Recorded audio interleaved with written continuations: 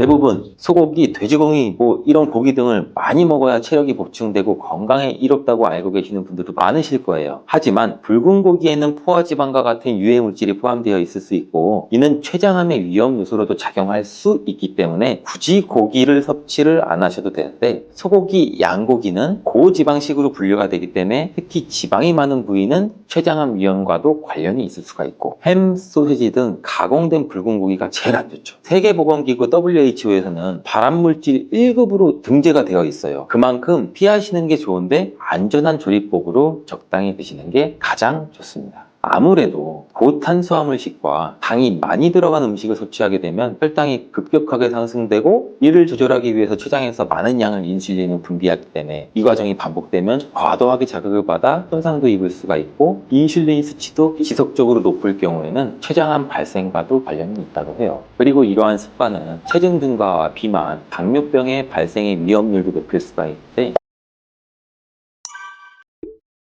이런 증상이 있다면 췌장암의 신호일 수가 있어요. 바로 병원 가셔서 진료를 한번 받아보시는 것을 추천드리겠습니다. 침묵의 살인자라는 별명을 가지고 있고, 의사들도 무서워하는 최악의 암이 무엇인지 알고 계신가요? 모든 암을 통틀어 완치율, 5년 내의 생존율 모두 최하위를 차지한 췌장암이에요. 췌장암은 소화기관의 일부인 췌장에 발생하는 암으로 길쭉한 모양을 하고 있고, 소화를 돕는 아밀라제와 같은 효소와 혈당 조절에 중요한 인슐린과 같은 호르몬을 분비하는 역할을 해요. 서양인에 비해 동양인에게서 흔히 많이 발생된다고 알려져 있다고 하는데, 그 이유는 인종에 따른 췌장 길이와 특성 때문이고, 구조적으로 쉽게 췌장암에 노출된 확률이 높은 민족이라고 해요. 췌장암이 무엇인지, 어떤 방법으로 예방할 수 있는지 관심과 주의를 기울일 필요가 있어요. 침묵의 암이라고 불리는 췌장암이 무섭고 위험한 이유는 여러 가지 특징들 때문에 조기 발견이 굉장히 어렵기 때문인데, 초기 증상이란 게 거의 없어요. 발견되면 이미 한 3기에서 4기인 경우가 대부분이라고 하고, 그 이유는 췌장이 우리 복부 깊숙한 곳에 위치해 있고, 소장이나 대장, 12지장, 위비장 등에 둘러싸여 있어서 다른 장기와는 달리 육안으로 증상을 확인하기가 굉장히 힘들다고 해요. 종양이 췌장의 또 머리 부분에 위치할 경우 담관을 막아서 명확한 증상을 유발시키기도 한데, 몸통이나 꼬리 쪽에 생길 경우에는 이렇다 할 증상이 나타나지 않을 수가 있어서 진단이 굉장히 힘들다고 해요.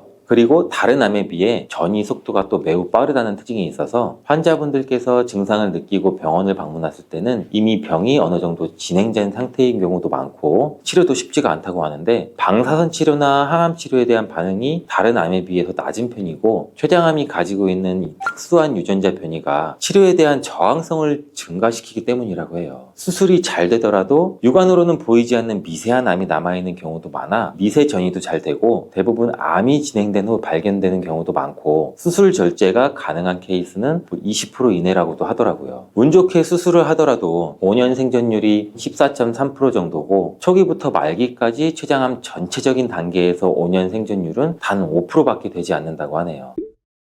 암이 커지거나 다른 장기에 전이되기까지는 뚜렷한 증상이 거의 나타나지 않고, 증상이 나타난다고 하더라도 일반적인 생활 습관으로 인해 나타날 수 있는 평범한 증상들도 많이 있기 때문에 무시되거나 우리가 쉽게 알아차리기가 쉽지 않다는 것이 현실인데, 굳이 초기 증상 췌장암의 신호를 빨리 분류한다면 비교적 빨리 발견되는 증상이 황달이라고 해요. 빨리 발견되는 이유는 췌장이 머리 쪽에 암이 생기게 되면 쓸개즙이 지나가는 관이 가까이 있어 부위가 점차 커지면서 담관을 막거나 압박을 할 수가 있다고 해요. 이로 인해서 쓸개즙이 제대로 흐르지 못하고 피부와 눈이 노랗게 변하는 황달 증상이 생기기도 할 수가 있다는데, 이 증상은 쉽게 눈에 띄기도 하고 환자도 몸에 이상이 느꼈다는 것을 빨리 알아차리기가 쉬워서 암을 빨리 발견할 가능성도 높다고 해요. 반대로 췌장의 몸통이나 꼬리 쪽에 암이 발생하면 이렇다 할 뚜렷한 초기 증상이 잘 나타나지가 않아서 발견이 늦어지는 경우도 많다고 하네요. 또한 평소에 흔히 겪을 수 있는 증상들이 많아 긴가민가 하다가 쉬쉬하는 경우도 많다고 하는데, 예를 들어 체중 감소, 소화불량, 식욕감퇴, 복통, 일반적인 소화기 문제나 피로와 비슷해서 무시되기가 굉장히 쉽죠. 하지만 이유 없는 소화장애가 지속이 되고, 평소 식습관이 자극적이고 불규칙한 습관들이 많고 가족력이 있다면 더더욱 주의가 필요한 증상들이에요. 췌장은 아밀라아제와 리파아제 같은 소화 효소를 만들어서 우리가 먹은 음식은 잘게 분해하고 영양분을 흡수하도록 돕는 중요 기관인데, 췌장에 문제가 생기면 소화를 돕는 효소를 충분히 만들어내지 못하겠죠. 그래서 음식이 잘 소화되지 않고 음식을 먹더라도 속이 더부룩하거나 불편해질 수가 있어요. 췌장암이 커지게 되면 췌장 주변에 있는 소화기관을 압박해서 이로 인해 음식이 소화기관을 통과하는 과정이 느려지거나 방해를 받아 소화가 원활하게 이루어지지 않게 되고, 암이 진행되면 우리 신체에서는 암을 인식해 염증 반응을 일으킬 수가 있기 때문에 소화 기능을 포함한 여러 신체 기능에 영향을 미쳐서 식욕이 떨어지는 등의 증상이 발생될 수가 있는 거죠. 다음으로는 누웠을 때 느껴지는 허리 통증을 꼽을 수가 있는데, 그 이유는 췌장의 위치와 암의 성장 방향 때문이에요. 췌장은 깊숙이 위와 척추 사이에 위치해 있고, 췌장에 생긴 종양이 커지게 되면 췌장 뒤쪽에 있는 신경이 척추를 압박할 수도 있다고 해요. 그래서 허리 통증도 유발할 수가 있고,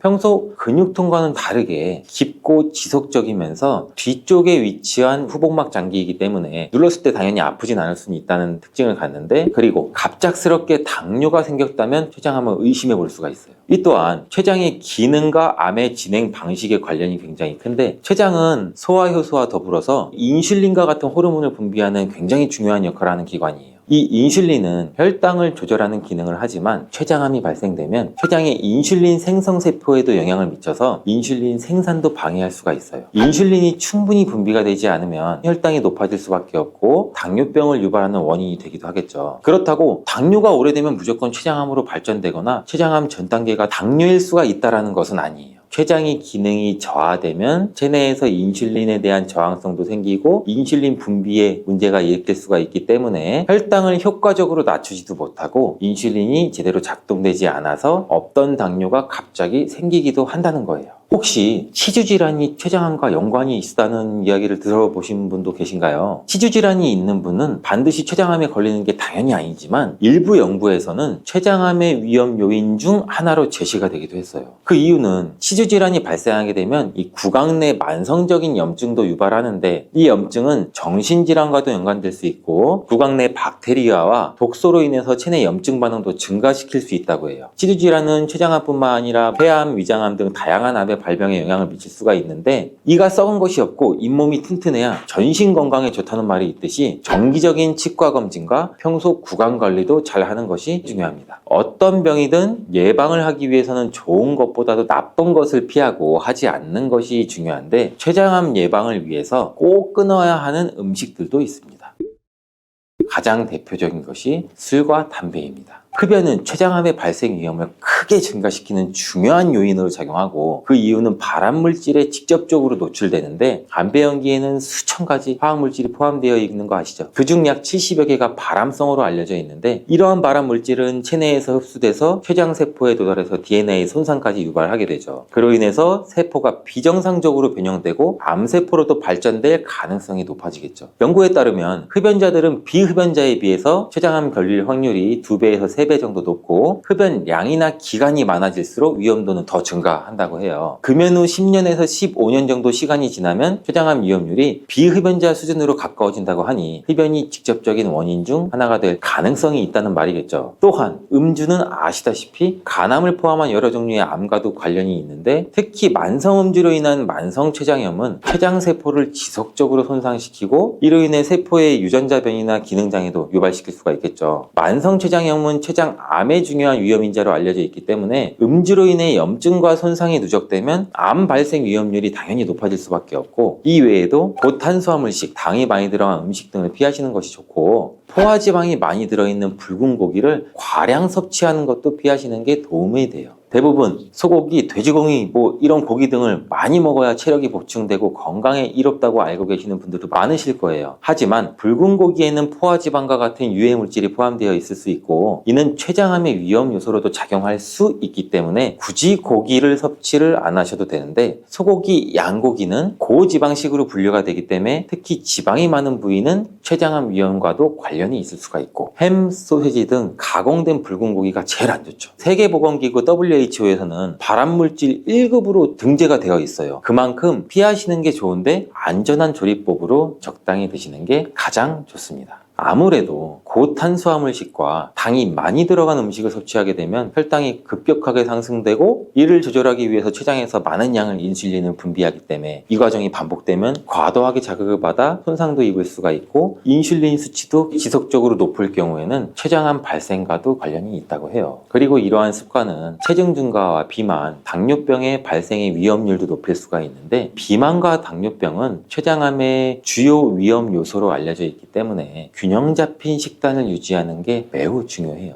그렇다면 췌장암을 예방할 수 있는 균형 잡힌 식단에는 어떤 것이 있을까요?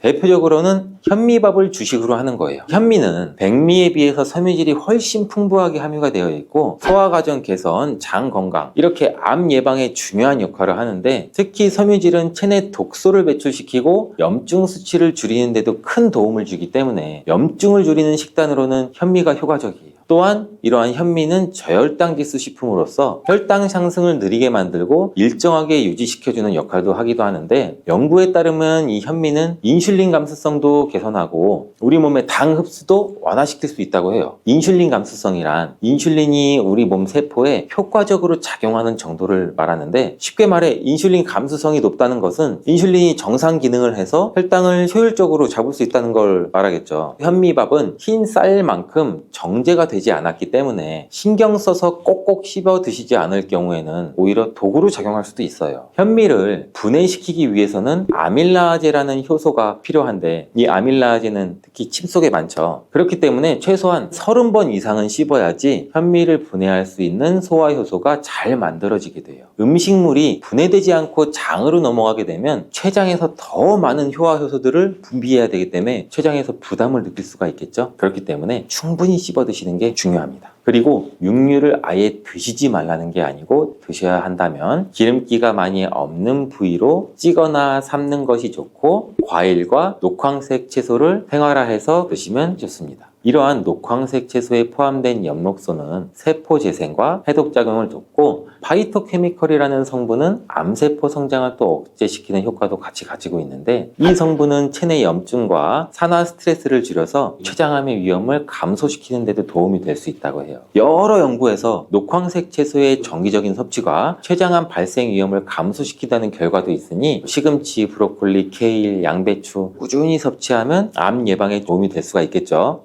그러면 모든 과일들은 몸에 다 좋나? 아니죠. 아쉽게도 아니에요. 이 GI 지수가 높은 식품은 혈당을 급격히 상승시킬 수가 있어요. 특히 고칼로리 식사와 과다한 당분 섭취는 당뇨의 주요 원인이 될 수가 있어요. 당뇨가 있더라도 적당히 섭취하면 건강에 도움이 되는 과일들 제가 5가지 알려드릴게요. 당뇨가 걱정이라면 바로 이 과일을 드셔야 됩니다. 형형색색의 과일들은 우리의 눈과 입을 즐겁게 하죠. 또 계절마다 다른 제철 과일들을 손꼽아 기다리기도 하고요. 저도 과일만 생각하면 과일 킬러라서 지금도 입에 침이 고이네요. 또 요즘에는 외국에서 나오는 이름이 생소한 과일들도 굉장히 마트에서 쉽게 찾아볼 수 있잖아요. 저녁 반찬, 저녁장 보러 마트에 가면은 신선한 과일들도 많고 이렇게 맛 좋은 과일들 맛있다고 혹시 마음껏 많이 드시고 계시지는 않아요? 아니면 반대로 혈당이나 당뇨가 걱정돼서 일부러 멀리하고 나 한 조각만 먹을 거야. 혹시 이렇게 하세요? 아니죠. 당뇨가 걱정되시는 분들, 이미 당뇨가 있으신 분들한테 유용하고 중요한 과일에 대한 정보를 제가 지금 바로 알려드릴게요. 과일을 어떻게 먹는지에 따라 우리의 건강에 큰 차이를 만들 수가 있어요. 이 과일은 맛이 굉장히 좋잖아요. 그리고 비타민, 미네랄, 식이섬유, 항산화 물질 굉장히 풍부하죠. 우리의 건강에 매우 중요한 역할을 해요. 이런 과일들이. 다양한 과일에는 몸에 좋은 영양소가 굉장히 많은데 예를 들어 비타민 C가 풍부한 과일은 면역력을 높여주고 항산화 물질이 풍부한 과일은 우리 몸에 세포 손상을 막고 노화 방지에도 도움을 주고 또 과일에 포함된 이러한 식이섬유는 우리 소화 건강을 돕고 혈당 조절에도 중요한 역할을 하는데 그러면 모든 과일들은 몸에 다 좋나? 아니죠.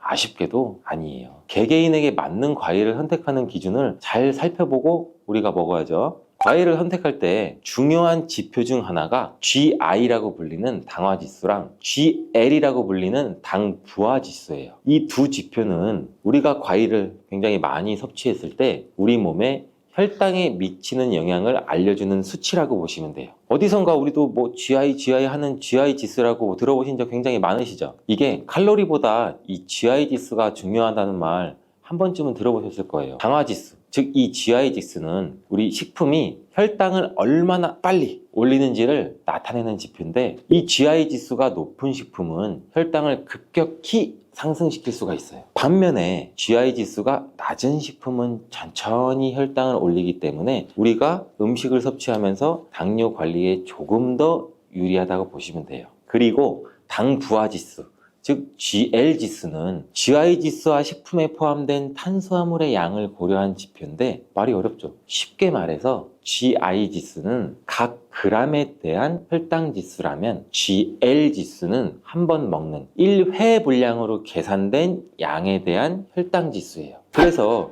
이 지수가 실제 혈당 반응을 더 정확하게 반영한다고 볼 수 있어요. 일반적으로 당화 지수와 당 부하 지수가 낮은 과일이 이 혈당 스파이크, 즉 혈당이 급격히 높아지거나 낮아지는 이런 현상을 일으키지 않는데, 이 때문에 혈당이 걱정되시는 당뇨 환자분들은 이러한 과일을 잘 알고서 드셔야 되는 게 중요하겠죠. 당뇨병은 혈당 조절에 문제가 생기는 질환인 거 다 아시죠? 대부분의 경우 인슐린이라는 호르몬이 정상적으로 작용하지 않거나 인슐린 저항성의 문제와 분비량이 부족해져서 혈당이 높아지게 되는 거죠. 주된 원인은 크게 보면 유전적인 요인과 생활 습관에 있어요. 이러한 당뇨병은 가족력으로 전해지는 경우도 많고, 또한 불규칙한 식습관, 과도한 스트레스, 운동 부족, 비만 등도 굉장히 주요한 원인인데, 특히 고칼로리 식사와 과다한 당분 섭취는 당뇨의 주요 원인이 될 수가 있어요. 그래서 더더욱 음식을 드실 때 더 잘 알아봐야 하는데, 우리 당뇨가 있으신 분들은 단 음식, 과일을 섭취하면 안 된다, 이렇게 알고 계신 분들이 굉장히 많아요. 그렇죠? 하지만 당뇨에 도움이 되는 과일이 있다는 거, 이제 이 당뇨에 좋은 과일들을 한번 알아볼게요. 당뇨가 있더라도 적당히 섭취하면 건강에 도움이 되는 과일들 제가 5가지 알려드릴게요. 첫 번째는 블루베리입니다. 이 블루베리는 대표적인 당뇨에 좋은 과일로 잘 알려져 있는데, 그 이유가 아까 설명드린 GI 지수가 낮기 때문이에요. 이 GI 지수가 낮다는 것은 쉽게 말해 혈당을 급격하게 올리지 않는다는 뜻인 거 우리 다 이해하셨죠? 그래서 블루베리는 당뇨 환자들이 섭취하기에 굉장히 좋은 과일이에요. 블루베리는 또 항산화 성분이 굉장히 풍부해서 우리 몸의 세포 손상을 예방하고 염증을 줄이는 데 도움도 돼요. 특히 이 블루베리 껍질에 풍부하게 함유된 안토시아닌이라는 항산화 물질은 혈당을 조절하는 데에도 긍정적인 영향을 미치고, 또한 우리 눈 건강에도 굉장히 도움이 많이 되기도 해요. 이 블루베리는 식이섬유도 많고 우리 몸의 소화 속도를 늦추고 혈당 상승도 완만하게 만드는데, 이 블루베리를 생으로 신선하게 먹거나 요거트나 샐러드에 추가해서 먹으면 굉장히 맛있게 드실 수가 있어요. 하지만 과유불급 블루베리도 당분이 함유되어 있기 때문에 하루 한 줌 정도만 드시는 걸 추천드리겠습니다. 당뇨에 좋은 과일 두 번째, 키위입니다. 이 키위는 저혈당 지수 과일이면서 식이섬유가 굉장히 풍부해서 우리가 혈당 조절에 굉장히 좋은 과일인데, 이 키위에 포함된 수용성 섬유질은 소화를 늦추고 혈당 상승을 억제하는 효과도 있어요. 또한 비타민 C랑 칼륨이 풍부해서 면역력 강화랑 심혈관 건강에 도움을 줄 수도 있는데, 이 키위에는 항산화 물질인 폴리페놀과 카로티노이드가 포함되어 있어서 세포 보호 및 염증 완화에도 굉장히 좋은 영향을 미치게 됩니다. 하지만 우리 모두 키위 역시 너무 많이 드시면 안 되겠죠. 제가 항상 말씀드리잖아요. 너무 많이, 과하게는 절대 안 됩니다. 하루에 1개 정도 섭취하면 좋은데, 이 키위는 간편하게 껍질을 벗기고 바로 섭취할 수도 있잖아요. 껍질을 안 벗기고, 저도 마찬가지로 귀찮아서 반 딱 자르고 수저로, 티스푼으로 파서도 깔끔하게 먹을 수가 있어요. 바쁜 일상 속에서도 간편하게 먹을 수가 있어서 굉장히 많은 사람들이 좋아하는데, 하지만 이제부터는 키위의 껍질을 까지 않고 한번 드셔보세요. 어떻게 키위 껍질을 까지 않고 먹어? 키위의 껍질에는 실은 속살보다 더 많은 섬유질, 즉 식이섬유가 풍부해서 변비나 장 건강에 도움을 줄 수 있고, 굉장히 다양한 항산화 물질이 포함되어 있기 때문에 우리 몸의 세포 손상도 막을 수가 있다고 해요. 또 면역 체계에도 도움을 줄 수가 있다고 하고, 근데 까슬까슬한 털이 있어서 겉면을 잘 씻어서 껍질째로 한번 드셔보시는 게 좋을 것 같은데, 껍질이나 과육에 알러지 반응이 있으신 분들은 껍질을 벗기고 먹는 게 물론 좋습니다. 저도 실은 한 번도 키위를 껍질째 먹어보진 않았는데 오늘 집에 가서 한번 잘 씻어서 도전해 보겠습니다. 여러분들도 한번 도전해 보세요. 세 번째 과일은 배입니다. 배는 저혈당 지수 과일 중에 하나로, 특히 배에는 수용성 식이성분인 펙틴이 풍부해서 우리 몸의 소화 과정을 늦추고 혈당이 급상승하는 걸 억제하는 데 도움을 줄 수 있습니다. 배의 섬유질은 장 건강에도 좋고 우리 변비를 예방하는 데도 아주 효과적인데, 배는 비타민 C, 항산화 성분, 그리고 수분이 많이 포함된 과일로 우리 몸의 수분 균형을 유지하는 데도 물론 도움을 줘요. 수분이 풍부한 배는 특히 체내 독소 배출과 배뇨 촉진에도 좋은 영향을 주는데, 이로 인해서 배는 당뇨 환자의 전반적인 건강 유지에도 긍정적인 영향을 준다고 해요. 또 배는 달콤하고 시원한 맛이 있어 남녀노소 호불호 없이 굉장히 좋아하는 과일이죠. 차게 냉장고에 해놨다.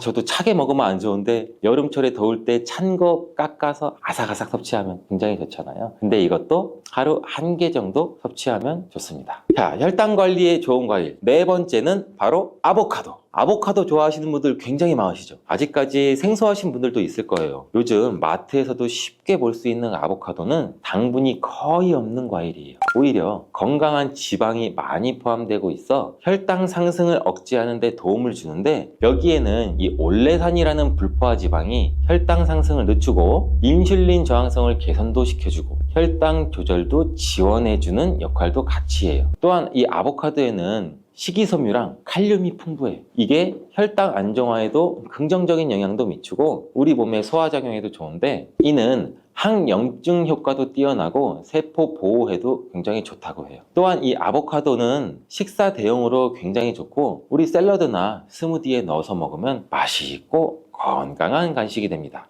그러나 이렇게 몸에 좋은 아보카도도 너무 많이 섭취하면 탈이 날 수가 있어요. 하루에 반 개 정도 섭취하는 것이 적당하다고 합니다. 다섯 번째 과일은 사과입니다. 저는 새콤달콤한 이 사과를 정말 좋아하는데, 이 사과가 외국에서는 하루 한 알의 사과면 의사 선생님이 필요가 없다, 진짜 이런 말이 있을 정도로 몸에 굉장히 좋아요. 이 사과는 식이섬유가 매우 풍부한 과일인데, 사과에 포함된 펙틴이라는 식이섬유는 아까도 잠깐 말씀드렸듯이 소화 속도를 늦추고 혈당 상승을 억제하는 데도 굉장히 효과적이에요. 특히 껍질을 포함한 사과를 섭취하면 이 식이섬유의 섭취량이 훨씬 많아져 혈당 관리에 큰 도움이 될 수도 있고, 사과도 또한 이 저혈당 지수 과일로 혈당을 급격하게 올리지 않으므로 당뇨 환자가 섭취하기에 굉장히 좋은 과일이에요. 또한 이 사과에는 비타민 C가 풍부하고 폴리페놀과 같은 항산화 성분도 포함되어 있어 당뇨뿐만 아니라 염증 완화와 면역력 강화에도 도움을 줍니다. 이 사과는 하루 1개 정도 섭취하면 좋고, 드실 때는 껍질을 깎아서 드시지 마시고 껍질까지 깨끗이 세척해서 함께 드셔야 된다는 점 잊지 마세요. 자, 이렇게 당뇨에 좋은 5가지 과일을 알아봤는데, 이렇게 맛도 좋고 건강에도 좋은 과일도 섭취 방법이 매우 중요해요. 그럼 당뇨에 악영향을 줄 수 있는 과일 섭취 방법에는 무엇이 있는지 알아볼까요? 당뇨에 안 좋은 과일 섭취법 첫 번째, 과일 주스로 주시는 거예요. 과일 주스를 100%, 이 100% 과일 주스로 드셔도 가공 과정에서 당분이 많이 포함될 수가 있고, 또 이 액상이라서 몸의 흡수 또한 일반 과일을 먹었을 때보다 우리 몸이 흡수율이 빨라질 수가 있어요. 이렇게 흡수율이 빨라지면 이 혈당 스파이크를 쉽게 불러일으킬 수도 있고, 주스 대신 생과일을 섭취하는 것이 훨씬 더 건강에 이로우니 우리 모두 기억하시길 바라요. 또 두 번째, 건조된 과일입니다. 과일 자체가 나쁘다고 제가 말씀드리는 거 아니에요. 건조된 과일인 건과일은 당뇨에 좋지 않아. 왜? 건과일은 과일의 수분 함량은 낮아지고 과일의 부피는 줄어들지만 당분은 그대로 함유하고 있어서 당분 농도가 높아요. 여러분, 혈당 지수 GI가 높아서 혈당을 급격히 올릴 수가 있기 때문에, 예를 들어 건포도, 건살구, 건무화과 등등 굉장히 많이 있겠죠. 이렇게 당분이 농축되어 있는 것들은 당뇨 환자이신 분들은 적당히 또 혹은 피해야 된다는 거 아시겠죠? 세 번째, 가공된 과일입니다. 이 가공된 과일을 피하는 것이 굉장히 좋은데, 이 가공된 과일이란 뭐냐? 통조림에 들어있는 과일. 이렇게 가공된 과일 굉장히 맛있잖아요. 통조림 복숭아. 생각만 해도 군침이 돌고, 뭐 통조림 요새 뭐 화채 만들 때 여러 가지 과일 있는 수박 넣고 통조림 까서 그 안에 있는 과일 부어서, 와, 생각만 해도 침이 고이죠. 이 과일 통조림은 과일 주스 시럽이 함께 들어있는 경우가 많아서 당분이 농축되어 있어요. 이 당분이 농축되어 있어 혈당을 급격하게 올릴 수가 있기 때문에 과일을 섭취할 때는 신선한 과일 그 자체로 섭취하는 것이 굉장히 중요합니다. 몸에 안 좋은 과일 섭취 방법이 이것 말고도 중요한 것이 또 있는데 바로 알려드릴게요. 식사 직후에 마무리로 우리 디저트로 과일 한번 먹자. 디저트로 사과나 배 과일 없나? 굉장히 많은 분들이 이렇게 드시고 계시잖아요. 대부분 식사를 다 하시고 입가심으로 과일 한두 조각 정도 드시는데, 이 식후에 당분이 많은 과일을 섭취하시면 식전에 과일을 드시는 것보다 몸에 해롭다는 사실 알고 계셨나요? 식후에 과일을 섭취하게 되면 우리가 식사를 하면서도 혈당이 올라가는데, 과일을 섭취하면 혈당이 급격하게 올라갈 수 있고 이 혈당 스파이크가 일어날 가능성이 있습니다. 과일은 식전에 먹는 것이 실은 과일의 섬유질이 우리 몸에 포만감도 주고 소화도 천천히 하게 도와줘서 탄수화물의 흡수를 늦추게 하는 효과가 있어요. 또한 이 과일을 드실 때는 껍질과 함께 섭취하시는 게 몸에 더 좋은 과일들이 있는데, 과일의 껍질 속에는 이 과일의 속살과는 비교도 안 되게 굉장히 많은 식이섬유랑 항산화 물질이 풍부하게 들어있어요. 껍질이 혈당 조절과 소화 건강에 더욱 도움이 되는 과일들도 굉장히 많이 있는데, 예를 들면 사과나 배는 껍질에 많은 영양분이 들어있기 때문에 껍질을 벗기지 않고 깨끗하게 씻어서 그대로 먹는 것이 굉장히 좋습니다. 다만 깨끗하게 세척도 잘 해주셔야 되고, 농약이 걱정된다면 유기농 과일을 선택을 하시는 것도 좋은 방법이 되겠죠. 이제부터 과일의 영양까지 생각하신다면 껍질은 버리지 마세요. 마지막으로 섭취 방법과 함께 중요한 건 과일을 드실 때의 양을 꼭 조절해야 된다는 겁니다. 제가 계속 말씀드렸죠. 적정량. 그럼 맛있는 과일을 한번 먹기 시작하면 배가 부를 때까지 드시지는 않나요? 물론 그런 경험 굉장히 많을 거예요. 저도 마찬가지고. 근데 과일은 이렇게 자연적인 당분을 포함하고 있기 때문에 적당량을 섭취하는 것이 굉장히 중요한데, 하루에 한두 개가 적당해요. 일반적으로 보면 이것도 과일 종류에 따라 달라서 굉장히 주의를 해주셔야 됩니다. 맛있는 과일 계속 저절로 손이 가더라도 손이 가요, 손이 가. 건강한 몸을 위해서 참고 너무 많이 먹지 않도록 주의하세요. 건강한 몸을 위해서 건강한 습관이 나를 만든다. 오늘도 꼭 기억해 주세요. 사과의 유기산과 우유의 카제인이라는 성분이 만나게 되면 엉기는 현상이 일어나서 이게 덩어리가 져요. 덩어리가 져서 윗속에 들어가면 위산하고도 만나서 더 큰 덩어리가 형성되고, 더 큰 덩어리가 형성되니까 소화가 늦어지겠죠. 소화도 힘들어져요. 이렇게 평소 소화가 잘 되고 건강한 사람이랑은 별로 상관이 없는데, 그렇지 않은 분들한테는 소화불량과 대장염도 일으킬 가능성도 있고, 이게 지속적으로 반복이 되면 대장암이 생길 수도 있죠. 사과와 함께 드시면 보약이 되는 음식도 있는데요. 바로 매일 사과 한 개를 먹으면 병원에 가지 않아도 된다는 말은 많이들 들어보셨죠? 사과는 그만큼 우리 몸을 건강하게 하는 많은 영양소가 들어있습니다. 사과는 꼭 아침에 먹어야 돼, 아침에 먹어야 된다고 하는 사람들도 많은데, 그 말이 정말 사실일까요? 정답은 그렇지 않다입니다. 그 이유를 보면 사과에는 신맛, 상큼한 맛이 나죠. 바로 사과 안에는 유기산이 풍부하기 때문인데, 그래서 유기산 때문에 신맛이 나는 것이에요. 이 유기산은 우리 몸에 이로운 정도 있지만 평소에 속쓰림이 자주 있거나 위염, 식도염이 있는 분들이 아침에 공복에 사과를 먹게 되면 우리 몸의 위 점막에 심한 자극을 줄 수 있어요. 빈속에 안 그래도 속이 쓰리신 분도 많은데, 음식물이 있을 때 위 안에서 위산이 분비되고 위액이 분비돼야 중화가 되면서 우리 위도 코팅이 되고 건강한데, 음식이 없을 때 위산이 분비되면 오히려 위벽을 깎아먹게 되는 효과를 나타내거든요. 그래서 평소에 위가 약하거나 위염이 있으신 분들, 역류성 식도염이 있으신 분들, 이러신 분들 같은 경우에는 공복에 사과를 드시는 게 오히려 독이 될 수가 있습니다. 또한 마늘과 파 같은 음식은 열을 내는 음식이라고 하면, 우리 사과는 우리 몸을 차갑게 하는 과일이라서 몸이 찬 분들은 사과를 드실 때 또 주의를 하셔야 돼요. 위염 같은 증상이 있는 분들은 공복에 사과를 드시면 사과가 소화도 되지 않고 설사를 하게 될 가능성도 높고, 평소에 아랫배가 차거나 손발이 차서 수족냉증에 걸리신 분들도 많으시고 혈액순환도 안 되고, 또 생리기간 중에 있으신 여성분들도 사과를 드실 때는 주의하셔야 됩니다. 이런 분들이 사과를 드실 때는 아침에 공복보다는 아침 식사 후에 드시는 게 좋고, 사과를 보관할 때도 보통 냉장고에 보관했다가 차게 해서 꺼내 드시잖아요. 냉장고에서 꺼낸 사과를 바로 드시면 시원하고 아삭해서 맛있죠.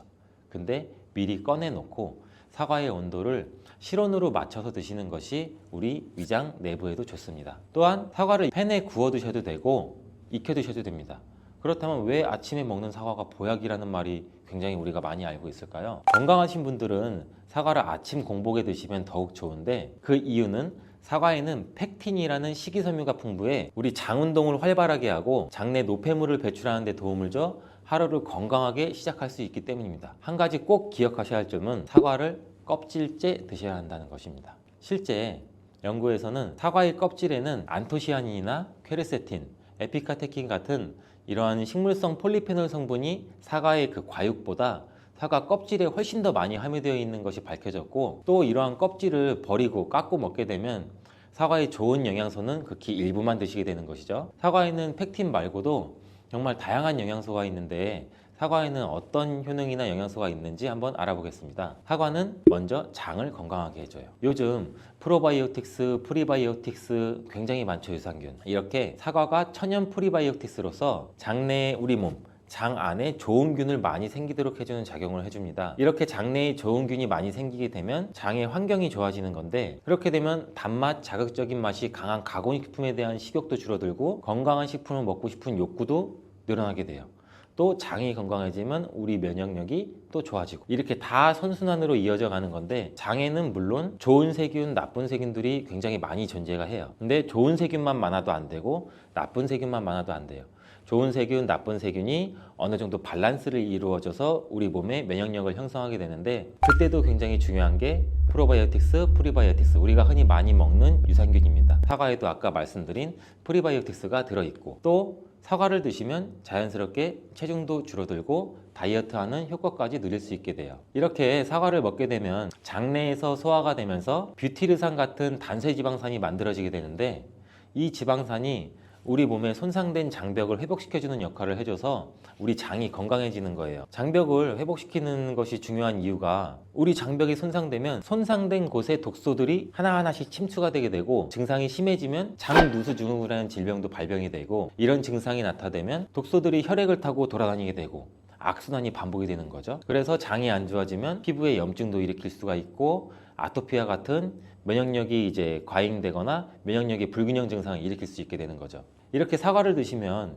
이런 증상을 예방해 장이 건강해져 피부도 탄력 있게 밝아지게 하는 효과도 있고, 사과 속의 풍부한 펙틴이 아까 장 운동도 활발하게 한다고 말씀드렸잖아요. 그렇게 되면 암을 유발할 수 있는 물질들이 장내에 오래 머물지 못하고 결국 대장암의 발병률도 서서히 줄어들게 되죠. 그리고 사과는 혈관도 깨끗하게 해주는데, 혈관을 깨끗하게 해주면 뇌졸중, 고혈압, 심근경색, 그런 혈관 질환도 같이 예방할 수 있게 되고, 이렇게 혈관에 활성산소가 많아지게 되면 혈전이 생겨 혈액순환을 방해하기도 하고 혈관세포를 손상시켜 노화를 촉진시키기도 하는데, 이러한 활성산소를 제거해주는 게 우리가 흔히 알고 있는 항산화 영양제라고 해요. 말 그대로 활성산소가 우리 세포의 노화를 촉진시켜주고 우리 세포를 더 늙게 만들거든요. 이러한 것들을 제거해주는 항산화 영양소를 같이 섭취해주는 것도 매우 중요한데, 그 항산화 영양소도 사과에 들어있다는 것을 알고 계시면 좋을 것 같습니다. 또한 이러한 활성산소를 제거해서 혈전이 생기는 것을 억제하는데 가장 큰 역할을 하는 게 플라보노이드 계열의 루틴이라는 성분인데, 이 루틴이 사과에 굉장히 많이 들어있어요. 또한 사과에는 칼륨도 굉장히 많이 함유되어 있어서, 칼륨은 혈관 내에 나트륨을 몸 밖으로 배출해주는 역할을 해요. 나트륨은 수분을 흡수하는데 칼륨이 부족하면 나트륨도 배출되지 않습니다. 이 나트륨은 혈압이 상승하며 혈관에 노폐물을 쌓이게 만드는데, 사과를 섭취해서 칼륨을 공급해주면 혈압도 방지할 수 있고 노폐물을 배출시켜주는 역할도 같이 할 수 있습니다.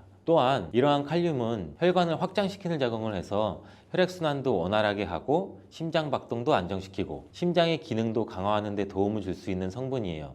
근데 여기서 한 가지 주의할 점을 알려드릴게요. 활성산소가 혈관을 손상시킨다고 했잖아요. 근데 사과를 잘못 드시면 오히려 활성산소가 굉장히 많이 생기게 돼요. 바로 갈변된 사과를 드시는 것입니다. 사과를 먹고 남게 되면 밀폐 용기에 담아 보관했다가 나중에 드시는 경우가 굉장히 많잖아요.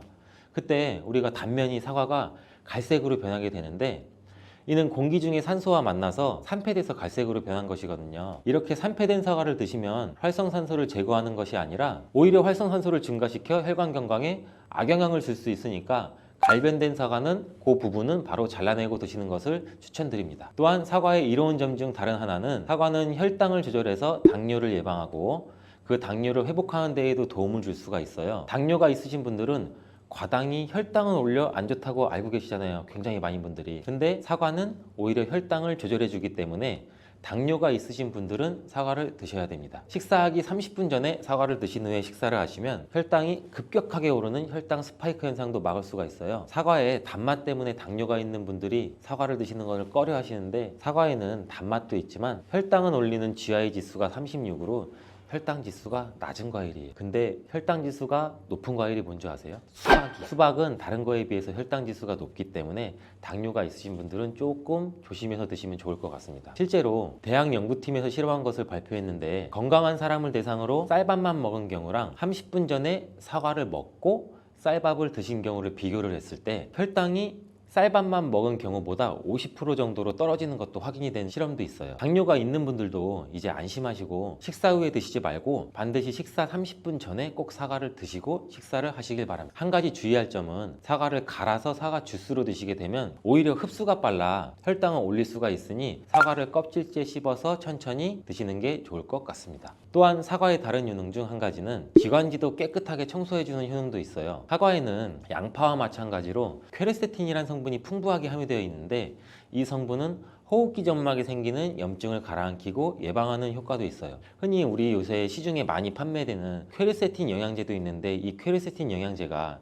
아이들 비염, 기관지염 이런 쪽을 개선시킨다고 많이들 이제 광고도 하는데, 이처럼 퀘르세틴이 우리 몸에 있는 염증도 굉장히 많이 잡아주거든요. 이런 물질들이 사과 속에도 같이 함유되어 있다는 것을 기억하시기 바라겠습니다. 그리고 폐기관지에 모세혈관도 튼튼하게 만드는 걸 도와주고, 천식이 있거나 기관지가 약한 분들이 미세먼지 때문에 기침이 많이 나고 목에 가래가 많이 낄 수가 있는데, 이런 분들도 사과를 꾸준히 드시면 호흡기가 부드러워져 불편함도 많이 해소할 수 있게 됩니다. 한 연구에서는 매주 4개에서 5개의 사과를 먹는 가정의 자녀가 매주 1개 이하의 사과를 먹는 가정의 자녀보다 천식에 걸릴 확률이 50% 정도나 낮았다고 발표한 적도 있고, 사과가 그만큼 천식과 호흡기 건강에 좋다는 것이 증명된 거죠. 이렇게 좋은 사과도 함께 먹으면 절대 안 되는 음식이 있는데, 바로 궁합이 안 맞는 거예요.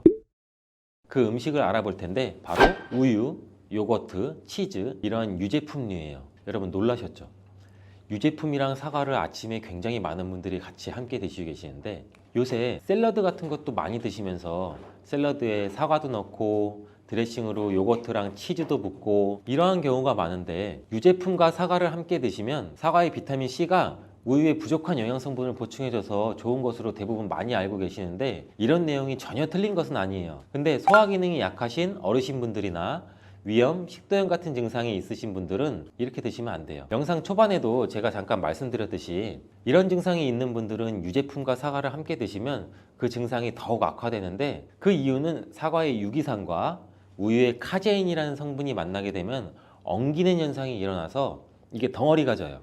덩어리가 져서 윗속에 들어가면 위산하고도 만나서 더 큰 덩어리가 형성되고, 더 큰 덩어리가 형성되니까 소화가 늦어지겠죠. 소화도 힘들어져요. 이렇게 평소 소화가 잘 되고 건강한 사람이랑은 별로 상관이 없는데, 그렇지 않은 분들한테는 소화불량과 대장염도 일으킬 가능성도 있고, 이게 지속적으로 반복이 되면 대장암이 생길 수도 있죠. 장 건강이 중요한 이유는 아까도 영상 초반에 말씀드렸듯이, 장이 우리 몸의 면역력도 같이 담당하는 기관이고 정신 건강에까지 영향을 주기 때문인데, 행복 호르몬이라고 불리우는 세로토닌 많이 들어보셨죠?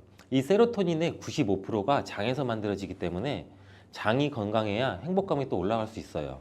여기서 또 하나, 절대 드시면 안 되는 것이 바로 사과 씨입니다. 사과 주스를 만들어 드실 때 씨까지 함께 갈아서 드시는 경우도 굉장히 많이 있는데, 이 사과 씨에는 아미그달린이라는 성분이 함유되어 있어요. 이 아미그달린이 소와 효소와 만나게 되면 이게 시아나수소라는 유독물질로 분해가 돼요. 이 시아나수소는 인체에서 유해한 독성이 굉장히 강한 물질인데, 이걸 섭취하게 되면 두통이나 어지럼증, 구토, 복통 이러한 증상들이 나타날 수가 있고 심한 경우에는 이게 심장박동에도 영향을 줘서 호흡곤란, 혼수 상태 이런 심각한 증상으로 나타날 수 있어요. 건강한 성인의 경우에는 사과 한 개에 들어있는 C의 양에는 그닥 큰 영향이 없을 수가 있는데 독성에 약한 어린아이 그리고 연세가 많으신 분들한테는 이런 것도 굉장히 민감하게 반응할 수 있으니까 꼭 주의하셔야 됩니다. 사과는 유독 보여지는 것이 중요한 과일인데 흠집이 있거나 색상이 좋지 않으면 상품성이 많이 떨어져요. 근데 유독 윤기가 있거나 반짝반짝하고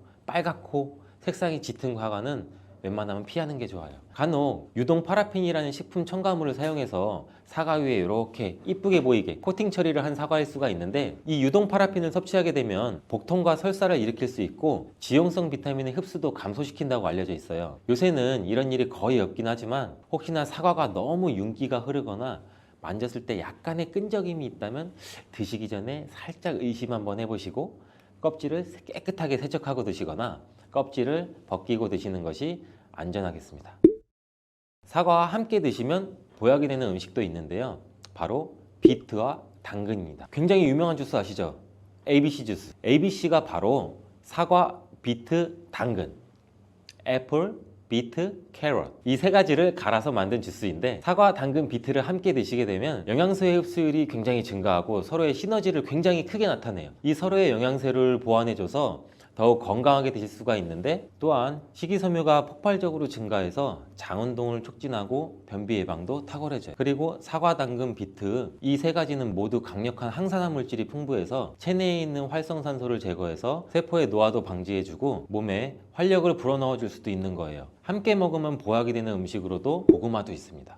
이 고구마에는 베타카로틴이라는 성분이 풍부해서 항암작용과 함께 면역력도 같이 강화해 주는데 혈관 건강에도 도움을 줄 수가 있어요. 고구마를 드시면 소화가 잘 안 되는 증상도 나타날 수가 있는데 이게 왜 그러냐면 고구마 속에 함유되어 있는 아마이드라는 성분이 장에서 이상 발효를 일으켜서 가스가 차고 소화불량 증상도 같이 나타나는 건데 이때 같이 사과와 함께 드시면 사과에 함유된 펙틴이 아마이드의 이상 발효 증상을 억제해서 가스가 차는 증상을 발생하지 않도록 도와주게 돼요. 또한 이러한 사과의 효능 중 하나인 혈관을 깨끗하게 하는 것을 고구마의 베타카로틴이 도와줘서 이 효능이 극대화가 돼서 건강에 정말 좋은 음식 궁합도 될 수 있답니다.